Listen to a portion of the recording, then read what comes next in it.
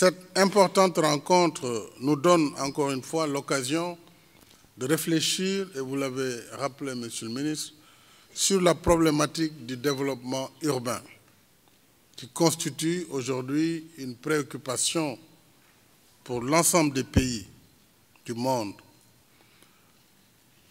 mais aussi et en particulier une grande préoccupation pour le continent africain. La manière dont nous construisons brique après brique, non, c'est complètement dépassé. Il faut donc que les nouvelles technologies de construction soient adaptées dans nos process. Et il y a déjà au Sénégal des entreprises qui ont commencé ce travail remarquable.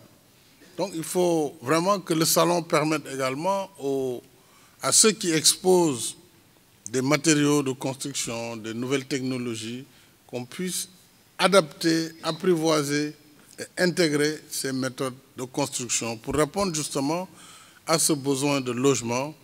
Et de 10 000, nous devrons donc aller au moins autour de 30 000 logements par an d'ici les toutes prochaines années. En tout cas, je voudrais vous donner le soutien de l'État du Sénégal à travers cet engagement et je demande au ministre donc d'accélérer ce processus, en tout cas d'intégration de ce cadre qui doit être un cadre permanent de dialogue entre les différents acteurs de l'habitat, mais aussi de l'aménagement urbain et de tout ce qui gravite autour de la problématique à la fois de l'aménagement urbain, du développement de l'habitat dans ses différents modes, en particulier de l'habitat social, puisqu'il s'agit aussi de donner un ton pour l'accès à l'habitat des populations, en particulier qui sont les plus démunies.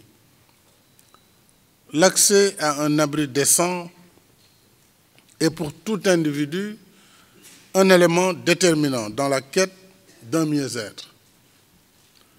Or, le développement fulgurant, irréversible et souvent non maîtrisé des villes rend de plus en plus difficile l'acquisition d'un logement de qualité et à un coût compétitif. Donc toute la problématique est posée. L'accès au logement, un logement de qualité à un coût compétitif, voilà l'équation qu'il faut résoudre. Donc vous avez les acteurs, il y a la politique de l'habitat, la politique d'accès au foncier pour les promoteurs aussi, et tout cela doit être mis en équation pour donner satisfaction aux demandeurs de logement que sont les citoyens. Cette politique vise à assurer à nos populations des villes comme des zones rurales, du centre comme de la périphérie, un cadre de vie sain, apte à garantir la mixité sociale, la cohésion et la solidarité. En mettant en œuvre cette politique volontariste de développement urbain, le Sénégal a choisi de résorber le déficit en infrastructures, en équipements sociaux et en logement, afin de mieux valoriser le potentiel économique de nos territoires. Alors, c'est dans cette perspective que j'ai demandé au gouvernement, lors du dernier Conseil des ministres, tenu le 4 octobre dernier, de prendre toutes les mesures nécessaires pour une application immédiate et optimale de la loi 2016-31, du 8 novembre 2016, portant loi d'orientation sur l'habitat social. Il s'agit de mieux prendre en charge les aspects liés au foncier, à la fiscalité, au financement et à la formation, afin d'intensifier la production de logements sociaux sur l'ensemble du territoire national et de faciliter ainsi l'accès au logement décent à nos compatriotes.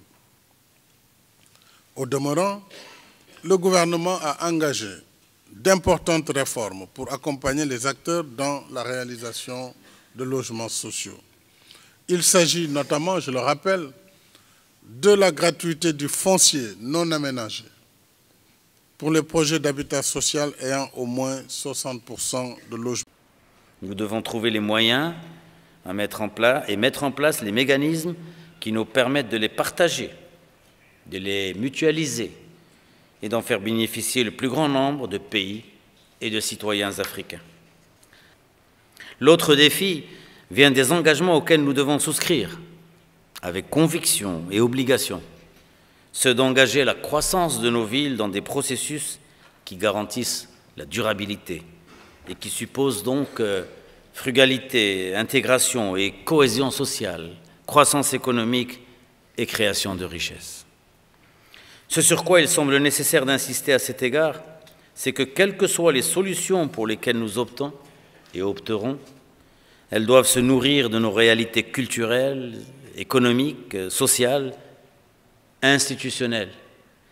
Non que nous fassions fi des bonnes pratiques développées en Asie, en Amérique, en Europe, mais que nous devions nous garder des transpositions stériles de mécanismes qui ne trouveront que peu d'écho dans nos sociétés et pour lesquels nous ne disposons ni des outils institutionnels, ni des capacités et structures économiques et financières.